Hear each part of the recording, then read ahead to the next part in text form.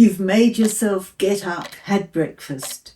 You've had your shower, but now what? It's another 12 hours before you can go to bed. You're resigned to a day that seems endless, but it doesn't have to be this way. After months of lying in bed, I found some simple techniques that can transform your day every day. Let's dive in. The first thing is, even if you're not doing much, is to schedule your day into 1 to 2 hour blocks. And it's not about fitting everything in. It's about giving structure to your day. The immediate benefit is that there's always something to look forward to in an hour or so. And by keeping to the same structure and doing the same things at the same time, far from being boring, we start to anticipate what's coming up. At one stage, I started taking a daily sunset photo from my window. And very quickly, I found that I was looking forward to my photo. I started checking the weather and thinking what the sky was going to look like, so that taking a photo became a really high interest point in my day because I did it every day. And it's not just about anticipation. The simple act of scheduling stops the day from feeling endless because you can see the structure. It's not a blank page. And it also has the benefit of helping you think about your day and what you would like to prioritize. Scheduling your day is a very old technique, with the most structured group perhaps being the old Christian monks, who 8 times a day would mark the hour by singing those glorious Gregorian chants, starting at 2 a.m. But we don't have the traditions for chronic illness. So how do you create a schedule when nothing much is happening? First of all, get yourself a nice piece of paper. And paper is more satisfying than an electronic record in your phone.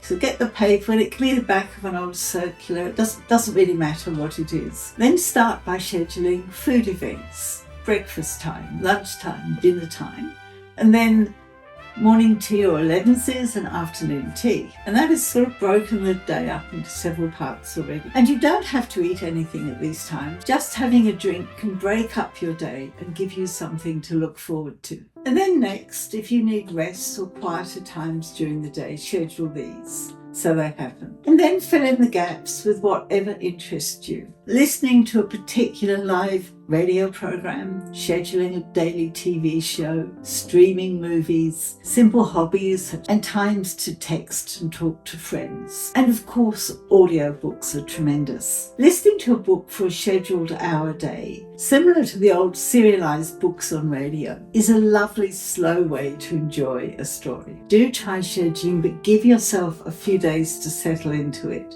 to see the benefits. And just a comment about social media. When we're not at work, we tend to check social media continuously. Feeling of connection, and there's always something happening. But maybe social media is stopping you from focusing on what you're doing. You might find it more satisfying to have times when you put your phone into focus mode and just enjoy 100% what you're doing, even if it's just a cup of tea. Because we do so much mindlessly when we're distracted. And the next idea is to have a goal for the day. And it doesn't matter how small the goal is. It could be trying a new type of tea, texting a friend, or locating that particular podcast you want to listen to.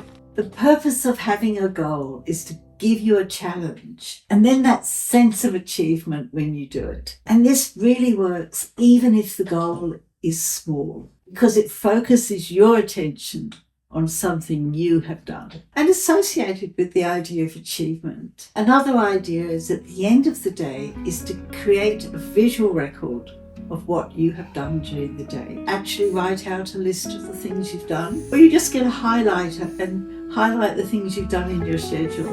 It might be that your day has been as simple as having a shower and listening to a radio program, but this visual record shows you that you did things, that your day wasn't nothing. And I don't think electronic reminders really give this sense of satisfaction, because when you tick something off, it tends to beep and then disappear. And you don't have that visual record at the end of the day of what you've done. These visual records are very powerful. Anybody who's ever tracked a new habit by putting ticks for each day they've done it knows that once you've got a few ticks up, it's really hard to break that streak. And yet all it is a visual record. And when you look at the things that you have accomplished during the day, it's really important to try and not compare them with what you used to do, because they will, if you use that as a measure, always fall short. And it doesn't feel good, but it also doesn't recognize what you're doing today. And if you're struggling with this, please look at this video. These simple ideas are things that you can do regardless of your physical situation. And they do help to break up the monotony of being at home every day and give you that sense of, yes, I did live today. And to get ideas about things to do, there's an expanding library at my channel, Living Illness Well. So now it's time for you to pick one of these ideas and try it. Please subscribe so you don't miss out on new videos, and share this video with friends. And if you have other ways of breaking up your day, please share them in the comments so we can all see them.